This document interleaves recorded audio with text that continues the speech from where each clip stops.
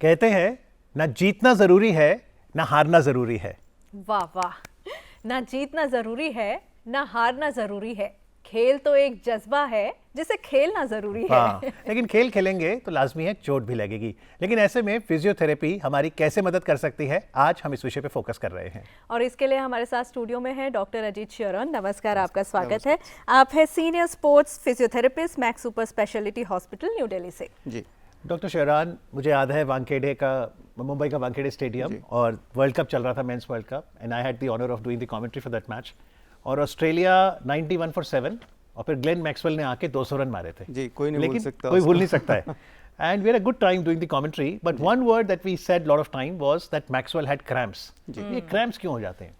Cramp sir एक कैसा है, एक्यूट पेन आता है हमारी किसी भी मांसपेशी में। उसका जो सबसे मेन कारण होता है वो हमारा होता है ब्रेन और हमारे मांसपेशी के बीच में एक चैनल बनता है जिसको हम सेंट्रल नर्वस सिस्टम और पेरिफेरल नर्वस सिस्टम बोलते हैं।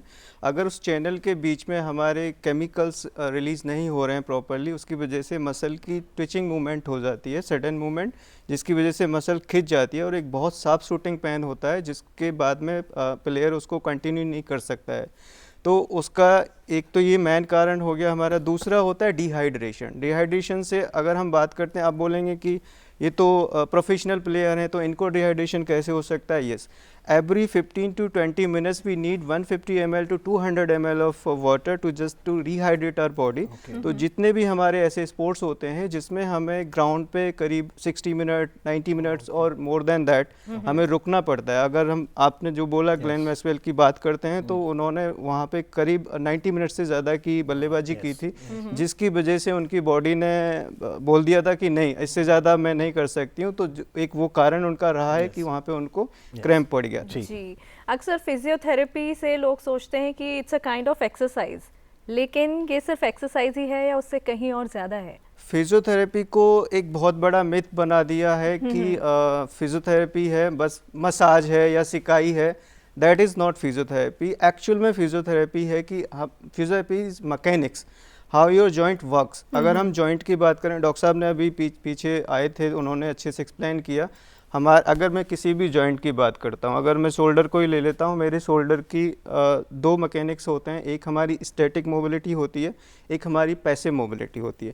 Passive mobility depends on our muscles, how our muscles are working, and अगर स्टैटिक मोबिलिटी की हम बात करते हैं, स्टेबिलिटी की, तो वो हमारे लिगामेंट्स होते हैं। तो लिगामेंट्स हमारी स्टैटिक स्टेबिलिटी प्रोवाइड करता है और मसल्स हमारी मूवमेंट प्रोवाइड करती है। तो डॉक्टर साहब, मैं एग्जांपल समझना चाहूंगा। सुबह सुबह हम लोग उठते हैं और कई बार आप थोड़ा सा आड़े टेढ़े सोए तो उठते ही कंधे में दर्द महसूस होता है। जी, तब फिजियोथेरेपी हमारी कैसे मदद करेगी? ये ज़्यादातर लोगों के साथ में ये होता है। कई तो ऐसे भी होते हैं कि वो सुबह उठे हैं और ऐसे गर्दन मेरे पास लेके आते हैं कि वो मुड़ ही नहीं रही है। तो उसका कारण यही रहता है कि मांसपेशी में रात को एक पोस्चर में सोने से इतना टाइटनेस आ गया है कि वो अब सीधी नहीं हो पा रही है। तो उसके लिए हम जब भी उठें हमेशा, तो थोड़ा सा हम 5 से 7 मिनट अगर हम अपने बेड पे बैठ के थोड़ी एक्सरसाइज कर लेते हैं, तो मुझे लगता है कि हमारे दिन की शुरुआत एक अच्छी हो सकती है। उसके लिए हम कुछ जर्नल मूवमेंट कर सकते हैं, जैसे हमने हाथ को ये किया, ठीक है, ये कर लिया हमने, ऐसे थोड़ा थोड़ा ये कर लिया हमने, सीधा रख के ऐसे। इससे हमारे जो न्यूरल ट्रांसमीटर्स हैं, जो हमारी नसें हैं, वो उनकी थोड़ी सी एक्टिविटी बढ़ जाती है। तो वो फिर आगे हमारा पूरा दिन काम करने वाले हैं तो वो एक्टिव हो जाती हैं। ऐसे ही दूसरा, हम थोड़ा सा नेक का स्ट्रेच कर सकते हैं। एक हाथ हमने पीछे रख लिया, मैं सामने की तरफ फोकस कर रहा हूँ और मैंने नेक को ये स्ट्रेच कर लिया, तो मेरी जो साइड वाली मांसपेशियाँ हैं इनमें मोबिलिटी आ गई। तो अब मैं अगर अपनी नेक को ऐसे ऐसे सडन मूवमेंट भी करूँगा तो वो कैपेबल हो गई है कि वो मूवमेंट करा सकती है। ये तो ये काइंड ऑफ वार्म अप है कि आपने रात को बॉडी को रिलैक्स देना बहुत ज़रूरी होता है। आपने रिलैक्स दे दिया तो उसको अब काम करना है, एक्टिव होना है, तो थोड़ा सा स्ट्रेचिंग एक्सरसाइज अब 5 से 7 मिनट करेंगे तो मुझे लगता है कि शोल्डर के लिए ये कर लेना। शोल्डर के लिए आप एक ये हो गया आपका, ये शोल्डर हमारे स्टिफनेस आ जाती है। यहाँ पे पोस्टीरियर कैप्सूल होते हैं जो हमारे शोल्डर को पकड़ के रखते हैं, तो उनमें कई बार जकड़न आ जाती है। उसके लिए हम थोड़ा सा ये स्ट्रेच कर लें 2 से 5 मिनट के लिए, दोनों तरफ कर लेंगे, तो उससे हमारी ये वाला जो पोर्शन है, जो हैवीनेस हमें लगती है जनरली सुबह जब जगते हैं तो वो रिलीज हो जाता है। और लेग्स के लिए, क्योंकि कुछ लोगों का उठते ही लेग भी ऐसा लगता है कि बहुत ज़्यादा रिलैक्स हो गया है, अकड़ गया है। हाँ, लेग्स के लिए आप सीधे बैठे हुए हैं बेड पे, तो यहाँ पे मैं वैसे नहीं कर सकता हूँ, तो सीधा आप ऐसे जाएं,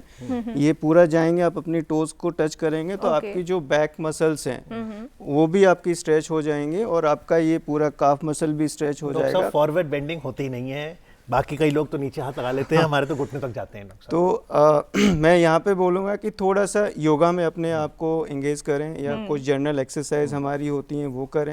हर आदमी के दिमाग में मिथ रहता है कि मैं जिम जाके फिट हो जाऊंगा। Gym is not about fitness, gym is about strength and conditioning. लेकिन ये फ्लेक्सिबिलिटी हर किसी में आ फ्लेक्सिबिलिटी हर किसी में आ सकती है सर्टेन एज के बाद में। अगर आप बोलेंगे किसी ने 50 साल तक एक्सरसाइज नहीं करी और उसको 51वें साल पे मैं बोलूँ कि आप अपनी बॉडी को स्ट्रेच करके दिखाइए तो नहीं हो पाएगा, तो नहीं कर पाएगा, क्योंकि 50 साल उसने कुछ किया ही नहीं है। तो उसके जो जॉइंट और मांसपेशियां हैं उन्होंने सरेंडर कर दिया है कि हम लेकिन शुरू तो किसी उम्र में भी कर सकते हैं, 50 के बाद भी कर ही लें, कर सकते हैं, but with the special supervision आप कर सकते हैं। जी, ये सारी जो आपने अभी एक्सरसाइजेस बताई, लेकिन अगर ऑलरेडी मान लीजिए यहाँ दर्द है तो क्या ज़रूरी है इस पे स्ट्रेस देना? यहाँ दर्द है तो ज़रूरी है स्ट्रेस देना?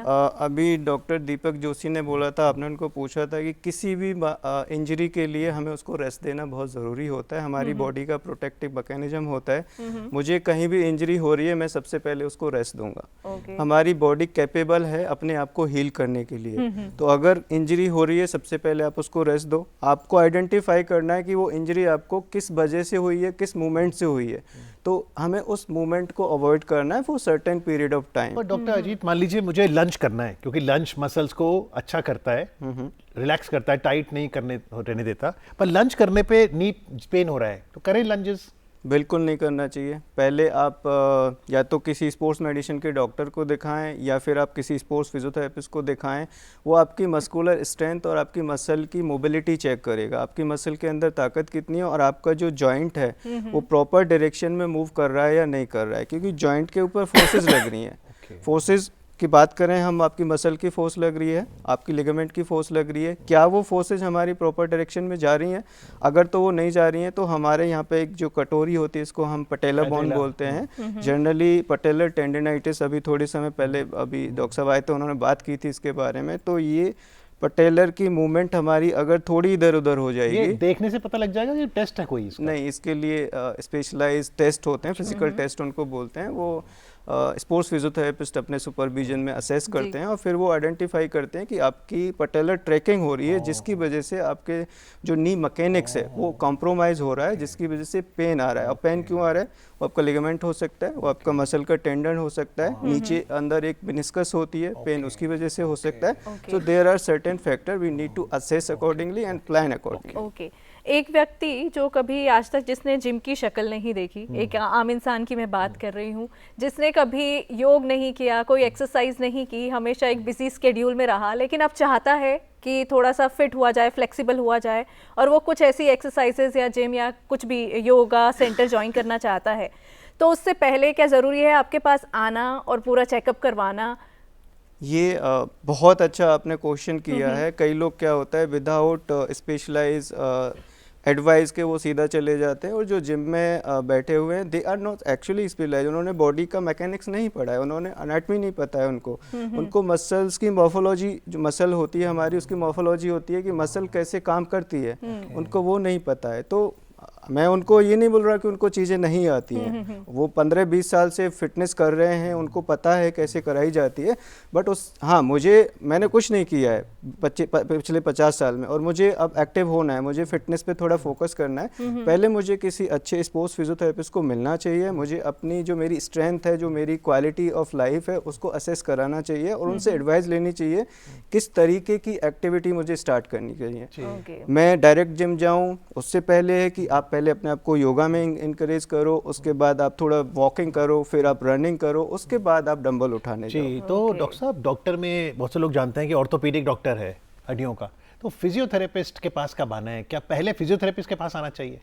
अगर देखिए बहुत कोई मेजर प्रॉब्लम आपको नहीं लग रही है, एक्यूट इंजरी कोई हो रही है, आप प्लेयर हैं, आपने अभी खेलना स्टार्ट किया है और आपको लग रहा है कि मुझे पेन आ रहा है मेरे घुटने में, जो कि पहले नहीं था, तो एक स्पोर्ट्स फिजियोथेरेपिस्ट स्पेशलाइज होते हैं, उनके कुछ फिजिकल असेसमेंट होते हैं जो हमारे स्पोर्ट्स मेडिसिन के डॉक्टर होते हैं वो भी वही करते हैं, और एक स्पोर्ट्स फिजियोथेरेपिस्ट भी वही करता है और उसको एक अच्छी एडवाइस देता है कि आपको ये मसल की वजह से या इस मैकेनिक्स के खराब की वजह से पेन आ रहा है, तो आपको पहले इसको ठीक करना है, फिर आप स्पोर्ट अपना कंटिन्यू कर सकते हैं। बिल्कुल, तो जैसे डॉक्टर अजीत चौहान ने कहा कि एवरी जॉइंट इज मैकेनिक्स, और इसके जो फोर्सेस हैं वो ये इंश्योर करते हैं कि हम अच्छे से अपनी दिनचर्या कर सकें। आज कार्यक्रम में आके बताने के लिए आपका बहुत बहुत आभार। Thank you very much doctor. Thank you so much.